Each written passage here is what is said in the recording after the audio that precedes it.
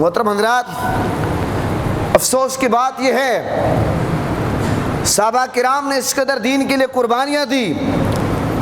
اب اگر میں آپ کے سامنے دور حاضر کے حالات رکھوں، فلسطین کا معاملہ رکھوں اور کشمیریوں کے حالات آپ کے سامنے رکھوں، برما کے فلسطین کے حالات رکھوں، آج وہ لوگ نام نہاد لوگ جو کہتے ہیں کہ اسلام امن کا درس دیتا ہے، اسلام شانتی کا درس دیتا ہے، ان کو میں کہنا چاہتا ہوں یقیناً اسلام امن کا درس دیتا ہے، اسلام محبت کا درس دیتا ہے، لیکن آپ پورا اسلام پڑھ کر دیکھیں، پورے اسلام کی ورق گردانی کریں، اسلام کہیں بے غیرتی کا درس نہیں دیتا.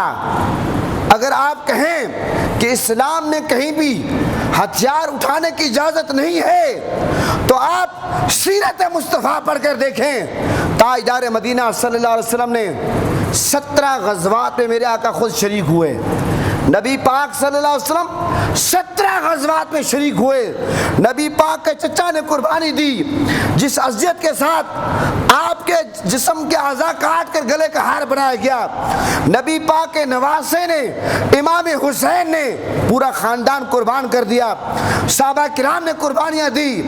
اگر کوئی کہے اسلام ہتھیار اٹھانے کی اجازت نہیں دیتا، اسلام جنگ کی اجازت نہیں دیتا، محترم حضرات یہ اسلام کے خلاف سازش ہے. جب تک مسلمان جہاد کرتے تھے، جہاد کا جذبہ رکھتے تھے، کفار مسلمانوں سے ڈرتے تھے، اور مسلمانوں کا جو رعب تھا، جو دبدبا تھا وہ کفار پہ تھا. جب سے یہ ایک سازش کے تحت مسلمانوں کے دلوں سے جہاد کا جذبہ ختم کیا جا رہا ہے، یہاں تک کہ جو نصابی کتب ہیں ان سے جہاد والی حدیثیں اور جہاد والی آیات کو نکالا جا رہا ہے، اور سازش یہ کی جا رہی ہے کہ مسلمانوں کو بزدل بنا دو، امن امن کا کہہ کر بزدل بنا دو. آج وہ لوگ، وہ موم بتی مافیا کہ اگر ایک کتا بھی مر جائے پریس کلب کے سامنے آ جاتے ہیں، احتجاج کرتے ہیں کہ بھی کتے کے ساتھ ظلم کیوں ہوا. وہ انسانی حقوق کی تنظیمیں آج کہاں ہیں کہ فلسطین پر، مسلمانوں پر، بچیوں پر، ماؤں پر ظلم ہو رہا ہے، ان کے سر سے دوپٹہ کھینچا جا رہا ہے، ان کو اذیت دی جا رہی ہے، اور مسلمانوں کا جو قبلہ اول ہے بیت المقدس اور مسجد اقصی، جس میں آقا علیہ السلام نے کم و بیش 1,24,000 پیغمبروں کے آقا علیہ السلام نے بیت المقدس میں امامت فرمائی. آج اس مسجد اقصی جس کے بارے میں حضور نے فرمایا کہ سب سے پہلے مسجد حرام بنی، اس کے بعد کون سی مسجد بنی؟ مسجد اقصی بنی. جب صحابی نے سوال کیا کہ درمیان میں گیپ کتنا ہے، حضور نے فرمایا 40 سال کا، یعنی کہ مسجد حرام کے بننے کے بعد 40 سال کے بعد سب سے پہلے جو مسجد بنی ہے وہ مسجد اقصی ہے. آج مسجد اقصی کی بے حرمتی کی جا رہی ہے، سرنگیں کھودی جا رہی ہیں، تیر برسائے جا رہے ہیں، مسلمانوں کو اذیتیں دی جا رہی ہیں، اور ادھر ہم یہ سنتے ہیں دین تو امن کا درس دیتا ہے، دین تو محبت کا درس دیتا ہے. ارے بدبختو، تم نے دین کو پڑھا ہی نہیں ہے. دین یقیناً امن کا درس دیتا ہے، محبت کا درس دیتا ہے. وہی دین یہ کہتا ہے کہ جس میں غیرت نہیں اس میں ایمان نہیں ہے، غیرت ہے تو ایمان ہے. آج میں سب لوگوں کو یہ کہتا ہوں، یہ عہد کرو، ہم نے فلسطینیوں کا، ہم نے کشمیریوں کا، جہاں بھی مسلمانوں پر ظلم ہوگا ہم نے ساتھ دینا ہے. کیوں کہ نبی پاک صلی اللہ علیہ وسلم کا فرمان ہے کہ ایک مومن دوسرے مومن کے لیے دیوار کے مانند ہے. جس طرح دیوار کا ایک حصہ دوسرے حصے کو مضبوط کرتا ہے، اسی طرح ایک مومن دوسرے مومن کو مضبوط کرتا ہے. وہ کشمیر میں ہو، وہ فلسطین میں ہو، وہ برما میں ہو، وہ سعودی عرب میں ہو، دنیا کے کسی کونے میں ہو، مسلمان ہم نے یہ نہیں دیکھنا کہ پاکستانی ہے یا نہیں ہے، ہم نے اس کا ساتھ دینا ہے.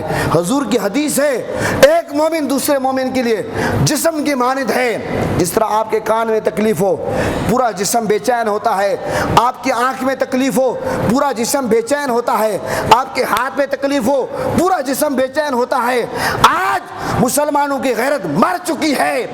کشمیر پہ ظلم ہو رہا ہے، فلسطین میں ظلم ہو رہا ہے، ہم یہاں اے سی لگا کر ہم یہاں آرام کی نیند سوتے ہیں، اور ہماری پارلیمنٹ پر ہم کتنا افسوس کریں کہ جتنے بھی اجلاس ہوتے ہیں، کتنا سیریس ایشو کیوں نہ ہو، وہ کشمیر کا ایشو ہو، وہ فلسطین کا ایشو ہو، وہ ناموس رسالت کا ایشو ہو، لیکن وہ سیاست کی نظر ہو جاتا ہے۔ یہ ایسے بدبخت لوگ ہیں، پارلیمنٹ سے ایک قرارداد بھی متفقہ طور پر صحیح معنی پیش نہیں کر سکتے، اس قرارداد کو بھی یہ اختلافات کی نظر کر دیتے ہیں۔ اس لیے اختلافات سے بالاتر ہو کر اب یہ وقت ہے کہ تمام مسلمان متحد ہو جائیں، مسلمان یکجان ہو جائیں، یک آواز ہو کر کشمیریوں کی، فلسطینیوں کی مدد کریں، حمایت کریں، ان کے ساتھ اتحاد کریں۔ جو بھی آپ کو بس چلتا ہے سوشل میڈیا کے ذریعے، احتجاج کے ذریعے اپنی آواز بلند کریں، جہاں تک آپ آواز بلند کر سکتے ہیں یقیناً اللہ بھی ہم سے راضی ہوگا، رسول بھی راضی ہوگا۔ اب میں آپ سے قرارداد پاس کرواتا ہوں، کشمیریوں کے حمایت میں، فلسطین کی حمایت میں آپ ہاتھ بلند کریں، آپ قرارداد پاس کریں کہ ہم ان کے ساتھ ہیں، ہاتھ نیچے کریں۔ دوسری قرارداد یہ ہے کہ جو بھی ہاتھ کھڑے کریں، جو بھی اس وقت اسرائیل ظلم کر رہا ہے ہم اس کی مذمت کرتے ہیں۔ بہت بہت شکریہ، اپنا جذبہ رکھیں، محبت رکھیں، پیار رکھیں، ہم نے تمام مسلمانوں کا ساتھ دے رہا ہے، مسلمان کہیں بھی ہوں ہم نے ان کو تنہا نہیں چھوڑنا۔ اس لیے یہ 4 دن کی زندگی ہے، اگر ہم بے غیرتی سے جئیں گے تب بھی ہم نے مرنا ضرور ہے، قبر میں ضرور جانا ہے۔